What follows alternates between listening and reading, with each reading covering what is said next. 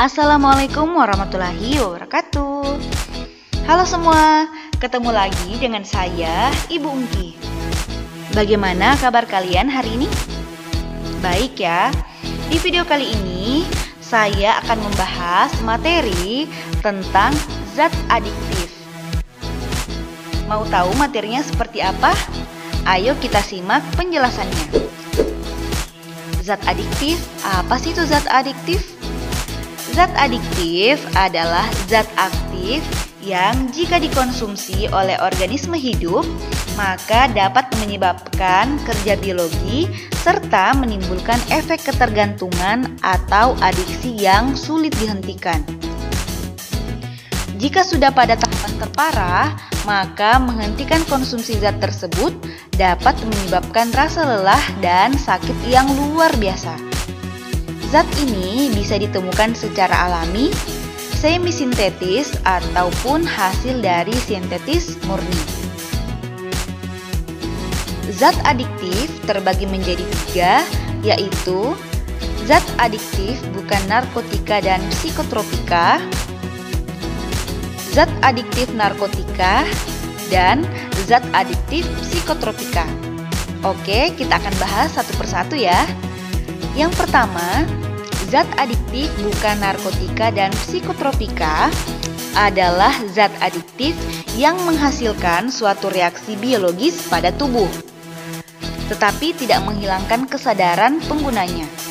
Biasanya zat ini mempengaruhi kerja tubuh seperti meningkatkan kewaspadaan, melemaskan otot, atau sebagai antidepresan ringan.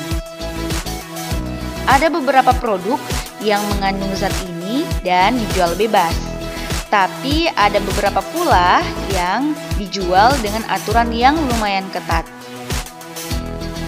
Produk yang termasuk kelompok ini bisa kita temui dengan mudah, bahkan tanpa kita sadari kita sering mengkonsumsinya. Nah, contohnya adalah kopi dan teh.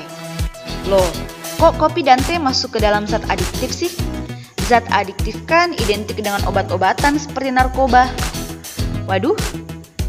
Nah, jadi guys, kopi dan teh termasuk zat adiktif bukan narkotika dan psikotropika ya. Kopi dan teh mengandung zat yang disebut kafein. Nah, kafein ini dapat membuat kita terjaga dan berkonsentrasi dengan meningkatkan kewaspadaan pada otak. Jadi, kandungan kafein pada kopi lebih tinggi dibandingkan pada teh. Jadi kalau mengkonsumsinya masih dalam batas wajar, masih oke lah ya. Tapi kalau sudah berlebihan, nantinya akan memberikan efek buruk pada tubuh. Seperti ketika tidak minum kopi, kepala jadi sakit, dan sebagainya. Contoh selanjutnya adalah rokok.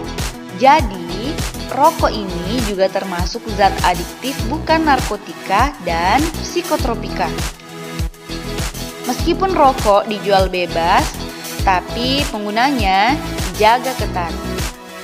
Rokok mengandung 3 zat berbahaya, yaitu nikotin, tar, dan karbon monoksida.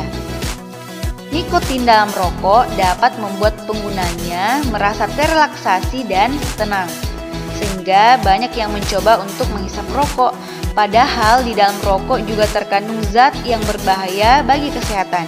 Jadi jangan dicoba ya guys. Selain rokok, ada juga minuman beralkohol yang jika dikonsumsi berlebihan, maka penggunanya akan dalam keadaan tidak sadar atau bahkan sampai mabuk.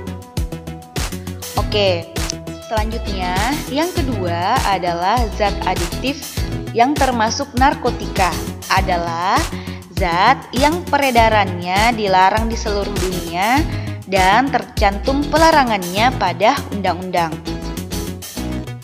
Zat ini jika dikonsumsi dapat menyebabkan penurunan dan perubahan kesadaran, hilangnya rasa, menghilangkan atau mengurangi rasa nyeri, dan menimbulkan ketergantungan yang parah. Oke, berikut adalah beberapa contohnya ya. Ada daun kokain, heroin bubuk, dan opium mentah. Oke, Selanjutnya adalah zat adiktif psikotropika. Adalah zat yang masih termasuk ke dalam zat yang dilarang dalam undang-undang. Nah, efek yang dihasilkan tidak terlalu berbeda dengan saudaranya yang tadi, yang termasuk ke dalam zat adiktif narkotika ya. Tetapi zat psikotropika ini lebih mempengaruhi sistem syaraf pusat dan merubah perilaku serta mental penggunanya. Nah, berikut adalah beberapa contohnya, ada ekstasi, sabu-sabu, dan amfetamin. Selanjutnya, ciri-ciri pengguna zat adiktif, narkotika, dan psikotropika. Ada yang pertama, matanya menjadi merah dan pupil yang mengecil atau membesar. Selanjutnya, daya tahan tubuhnya itu akan menurun dan mudah sakit. Daya ingat menurun, kulit menjadi kering dan keriput, hingga organ tubuhnya menjadi rusak. Oke. Nah, berikut adalah dampak negatif jika menggunakan narkotika dan psikotropika. Yang pertama, akan mengalami kehilangan keseimbangan tubuh. Yang kedua, berhalusinasi atau perubahan kesadaran. Yang ketiga, penyakit jantung. Yang keempat, mengalami sulit tidur. Yang kelima, dehidrasi. Dan yang keenam, ada yang paling parah, yaitu sampai mengalami kematian.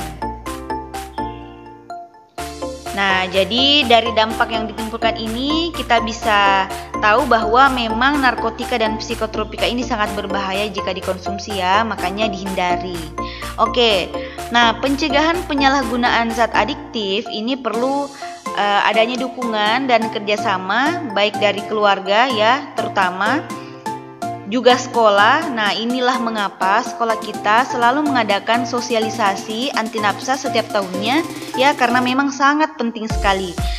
Selanjutnya dari masyarakat hingga pemerintah. Oke, bagaimana? Apa kalian sudah paham mengenai zat adiktif? Zat adiktif ya, bukan zat aditif. Oke, sudah tahu kan perbedaannya? Oke, sampai di sini dulu pembahasan kita ya. Jangan lupa di-like dan di-subscribe channel ini. Jika belum paham, silahkan tinggalkan pertanyaan kalian di kolom komentar. Sampai jumpa di video berikutnya dan wassalamualaikum warahmatullahi wabarakatuh. Dadah.